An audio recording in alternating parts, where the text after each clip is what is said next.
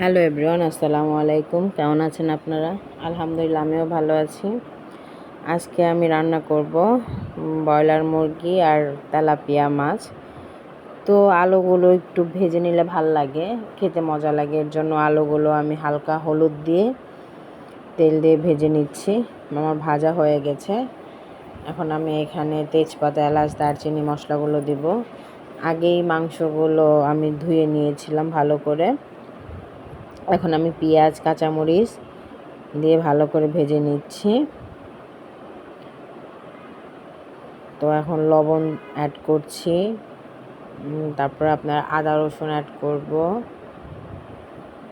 এই তো আদা রসুন অ্যাড করে দিলাম। এখন আমি এটা একটু ভালো করে ভেজে নিব, কারণ যেহেতু এটা পোলট্রি মুরগি, তো এটা আপনার বেশি মানে একটু ভালো করে কষাইতে হবে মশলা দিয়ে, কারণ এটা বেশি বেশি একদম কষালে অনেক মজা লাগে। আমার কাছে পার্সোনালি ভাল লাগে ব্রয়লার মুরগিটা। কেন ভাল লাগে জানি না। এখানে হলুদ গুঁড়ো, শুকনো মরিচ গুঁড়ো, ধনে গুঁড়ো, জিরা গুঁড়ো সব কিছু দিয়ে দিলাম।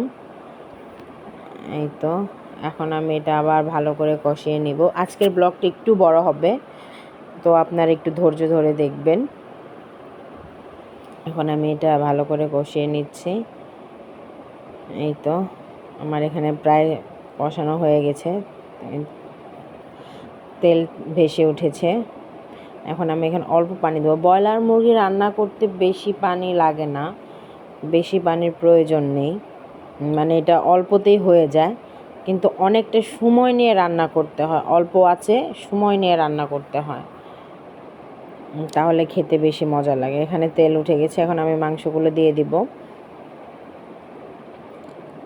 মানে আমার জামাই ব্রয়লারও অত খাইতে চায় না, আর মানে তেলাপিয়া মাছ রান্না করবে সেটা তো আরও খাবে না। তার মধ্যে আমি তেলাপিয়া মাছ রান্না করব ধুন্দুল দিয়া, তো সে তো আরও খাবে না। আজকের কোনোটাই আমার জামাই খাবে না, দুইটাই আমার পছন্দের। সবসময় তো তার পছন্দের রান্না করি, তো আজকে আমার পছন্দেরই রান্না করছি। এখন আমি মাংসগুলো ভালো করে কষিয়ে নিচ্ছি। এখন আমি আলু দিয়ে দিলাম ভেজে রাখা। তো এটা একটু কষিয়ে এখন আমি অল্প একটু পানি দিয়ে দিব। পানি কিন্তু আমি জাস্ট অল্প অল্পই দিচ্ছি, কিন্তু অনেকটা টাইম নিয়ে কষাচ্ছি, এর জন্য মানে সময়টা বেশি লাগছে। তো খেতে অনেক ভাল লাগছে আমার কাছে। এই তো পানি দিয়ে দিলাম। শরীরটা আজকে একদমই ভালো না, মানে শরীর আজকে আমার কেন জানি চলতেছে না, একদম অস্থির লাগতেছে ভিতরে, কেমন জানি ভাল লাগতেছে না। এই যে আমার কষানো হয়ে গিয়েছে, আবার এখন একটু পানি অ্যাড করব।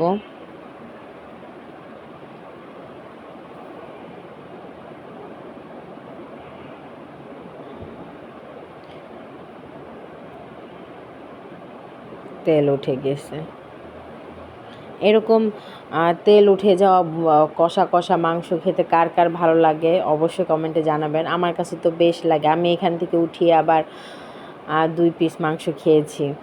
মানে রান্না করার এক মজা, কষানো খাওয়াটা আরেক রকম মজা। আমার কাছে খুব ভালো লাগছে। এই তো দেখেন সুন্দর কালার চলে আসছে।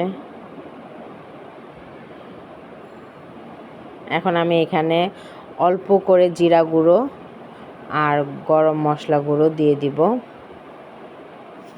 এতে করে হয় কি, মানে যতই আপনি ফার্স্টে রান্নার শুরুতে দেন না কেন, লাস্টের দিকে দিলে এটার ফ্লেভার, এটা অন্য রকম মজা লাগে। এর জন্য আমি সবসময় মাংসতে ট্রাই করি, খিচুড়িতেও ট্রাই করি মানে দেওয়ার জন্য। এই তো আমার এটা প্রায় হয়ে গিয়েছে, আর একটু, কারণ আমি এটা বেশি ঝোল রাখবো না। ব্রয়লার মুরগিতে অত ঝোল মজা লাগে না। এই তো ফাইনাল লুক আমার হয়ে গিয়েছে, দেখতেই পাচ্ছেন কালারটা কত সুন্দর এসেছে, খেতেও অনেক ভালো লাগছে। তো এখন আমি রান্না করব আপনার মাছ, যেহেতু আমার জামাই খাবে না, তো আমার নিজের জন্যই রান্না করতেছি। 2 পিস হলুদ মরিচ লবণ দিয়ে ভালো করে মাখিয়ে নিলাম। দেখেন পিসগুলো কত বড় বড়। এটা 1.5 কেজির তেলাপিয়া মাছ ছিল, জামাই খাই নাই, পুরাটা আমারই খাইতে হবে। যাই হোক, তো এই তো ভালো করে আমি এটা মাখিয়ে নিয়েছি। এখন আমি তেলের মধ্যে দিয়ে দিব। আমি ভেজে রান্না করি মাছ। আমার কাছে রুই মাছ, তেলাপিয়া মাছ এগুলো ভেজে রান্না করলে বেশি ভাল লাগে। তো এই তো ভাজা হয়ে গিয়েছে।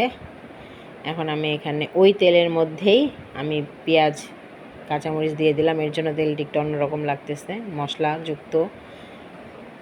তো আমি এটা একটু ভালো করে ভেজে নিয়েছি। এখন আমি এখানে আদা রসুন দিয়ে দিব। আমার কাছে তেলাপিয়া মাছ ভুনা বলেন বা আলু দিয়ে, যে কোনো সবজি দিয়ে বা ধুন্দুল দিয়ে খেতে আমার অনেক ভাল লাগে। আমার জামাইয়ের কাছে ভাল লাগে না, কিন্তু আমার কাছে খুব ভাল লাগে ধুন্দুল দিয়ে রান্না করলে। রুই মাছ, তারপরে চিংড়ি মাছ, তেলাপিয়া মাছ ধুন্দুল দিয়ে আমার খুব পছন্দ। তো আমি এখানে হলুদ গুঁড়ো, শুকনো মরিচ গুঁড়ো, ধনিয়া গুঁড়ো আর একটু লবণ দিয়ে এটা আবার একটু ভালো করে কষিয়ে নিচ্ছি। এই যে তেল উঠে গেছে। এখন আমি এখানে ধুন্দুল, কেটে রাখা ধুন্দুল আর আলু দিয়ে দিচ্ছি।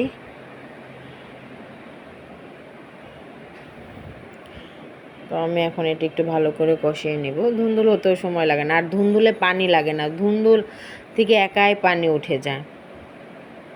এই তো আমি কষিয়ে নিয়েছি। এখন আমি ঢেকে দিব, এমনিই পানি উঠে যাবে, আর পানি দিতে হবে না ধুন্দুলে।